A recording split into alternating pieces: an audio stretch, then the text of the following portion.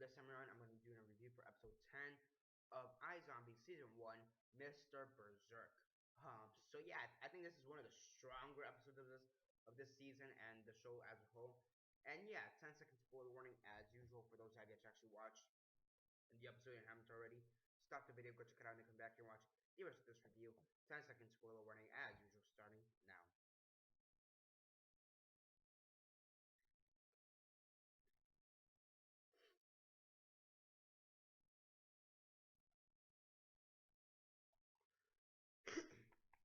Okay, so 10 seconds are up. So for those who have yet to actually watch the episode and haven't already, please don't comment down below or be messaging me. That never gave me fair warning because as usual I did. And what was that? My ringtone. Okay, nothing that really matters. Um, okay, sorry about that. Some bullshit. Um, bullshit message on my phone. Okay, so yeah, as usual, quick synopsis, likes and dislikes, and then narrate. So basically, in this episode, you have let me put this on. Basically, after the fact, uh, after however you pronounce his name, Lowell, after Lowell is killed, thanks to Blaine killed Lowell, who lives zombie boyfriend, or was Liv's zombie boyfriend.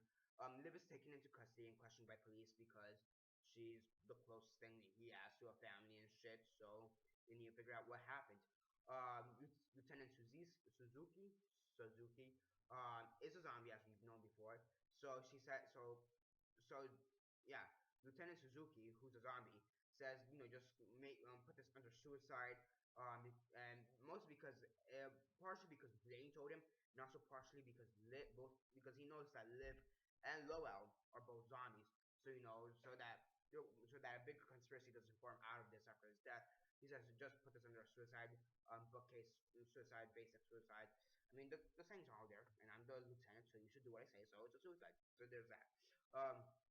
Liv, I think she kind of knows. She kind of thinks. I think she kind of guesses that Suzuki's a zombie, but she's not completely sure. Is the thing what I'm trying to say right now, and from Liv's perspective. Meanwhile, this reporter, one of the head reporters of the missing children's cases, is found dead, and her death leads to a bigger conspiracy to what possibly caused the zombie outbreak, which is Max Ranger, or Max Ranger, Max Ranger, which is basically kind of like the Monster energy drink. Is that what it's called, Monster? Um, I really don't know. I don't drink it, but something like that. Monster. It's the M, and it's like, I don't know if it's an M or scratch marks. It's green, sometimes red. Whatever. So Liv, she eats the brains of this reporter as she usually does, and or the dead victim as she usually does. And she goes up to Max Ranger. And now she's trying to figure out how did this energy drink form the zombie apocalypse and the zombie outbreak. Um, so yeah, so it's overall. I thought that was a pretty cool aspect of this show, and I'm pretty sure that comes from the. I'm not sure if this comes from the comic because I haven't read the comics. I really want to read the comics after the season's over. But I really do like this. This is actually kind of a new twist to the zombie genre because not many zombie things actually explain the apocalypse or explain the zombie apocalypse. They just give us a vague thing like, oh, here's a virus, then it happens. They never really explain anything. Um, they never really explain anything. I mean, usually like Walking Dead, it's like, oh, a virus start. There's like a virus, and that's basically it. Z Nation, there is a virus, I think, and well, that's really it. It's been going on for the past 3 years. If you go to the Romero films, or yeah, I mean, some of the the Romero films, they just kind of happened. You assume it's either radiation or virus. For the Romero films, when you go to some of the remakes, it's like radiation or virus. Normally, it's like radiation or a virus. And normally you don't get an explanation for the actual zombie outbreak, and here they kind of do explain it. They said that this Max Rager created the zombie virus. It was unintentional, but profit over the care of other people. So I really did like that. I thought that was kind of. I mean, and also to some degree that makes sense. Like let's be honest, most companies they really don't care about their customers. they prefer profit over the safety of their customers for the most part. I mean, they take the basic necessity safety chances, but for the most part, they don't give a shit. So it's kind of awesome to do like that kind of angle of it. You know that you have this corrupt company that not only do they not give a shit if they created a zombie outbreak, they like the fact that this is making profit. So yeah, I really do like that. So yeah, you have this. So whatever. Liv, she's captured by this enforcer, one by company enforcer who of the company. Um, this guy, I believe his name was like Sebastian or Santiago or something like that. And he tries to kill Liv. He doesn't know that she's a zombie. But whatever. But those two fight, and because they're trying to kill each other. And within the somehow within the fight, Liv manages to scratch, not bite, but scratch this Sebastian Santiago character, whatever. And she throws him overboard. And we get like this end credit scene, or like the last scene, not the end credit scene, but the last scene.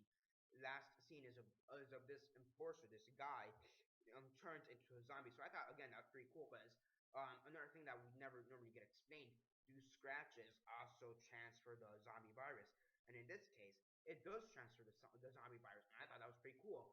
And because normally in other zombie stuff, zombie let, let's take The Walking Dead for example, or Z Nation, because the rules for them apply almost same. For Zombieland or Z Nation, if you get scratched, like the virus already is inside you, and Z Nation or Z Nation or Walking Dead, the virus is already inside you. So if you die, regardless, you're gonna turn. So if you get scratched and bleed out, you're gonna turn. So that doesn't really answer the question. Do scratches also also cause you to turn? In that case, it's just that you got scratched, happen to bleed out, and since the virus is already within you because you've been living in the zombie apocalypse world for so long, you're gonna turn. However, here it for this universe answers the question: do zombie scratches, or does getting scratched by a zombie get you turned? And in this case, it does. So I think they did two things that normally zombie related media doesn't really do. They explain the virus and they explain whether scratches get you turned. So I thought that was, and it wasn't really like that big of a scratch. It was like literally a small scratch. Like for example, here, let me take this pencil.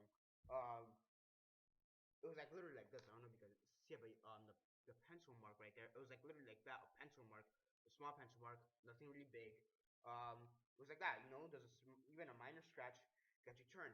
I mean, we've seen that in other zombie culture, other zombie medias, where a small scratch could get you turned.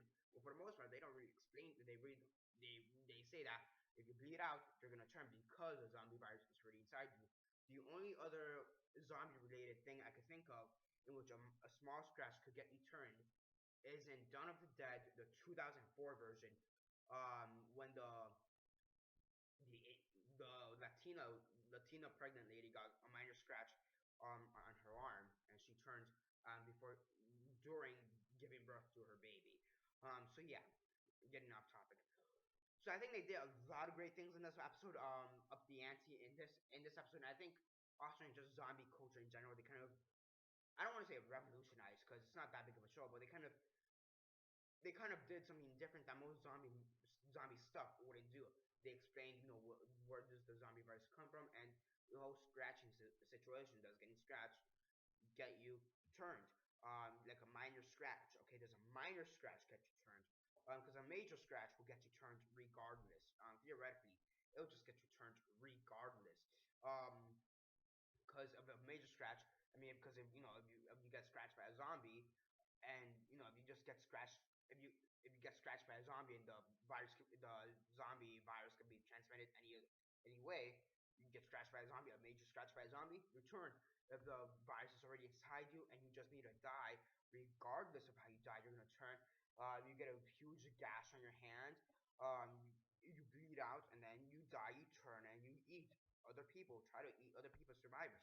So yeah, I think so. It's a minor scratch is what I like. So yeah, overall, I really did like that. Really did enjoy it. So yeah, that's basically it for this review. On a scale of 1 to 10, 1 being the worst, 10 being the best, and 6 being decent, I think this is actually the best episode we've had of iZombie because they kind of, I don't want to say the word revolutionized because it's not that big of a show. But I do think they kind of did something different that most zombie stuff won't do or wouldn't think of doing. So for that, I'll give it a 9 out of 10. I think it is the best episode of the series so far. Really did like it, and I also did like how Liv, um,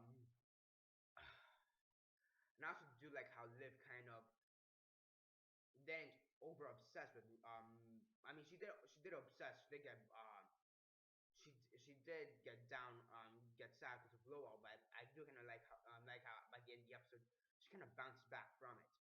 Um, Also, yeah, and before I forget, he also had a small storyline with Major. He's in this mental institution. He tells his psychiatric group help group, however that goes out, that about his visions with the zombies and how he found this guy's brain in a car and whatever. And again, like most of the people in the mental institution, thought he was crazy, except for this one guy who says he believes the story because he knows it's true. So again, that was pretty cool too, to have Major closer to the main story. Um, yeah, kind of a small side plot, but still major. Pun intended. Um, no pun intended. No pun intended. Yeah, sorry, because the character's name is Major. So yeah, that's basically it for now. Again, 9 out of 10 is what I'd give this episode. Really did enjoy it, and yeah, that's basically it for this review.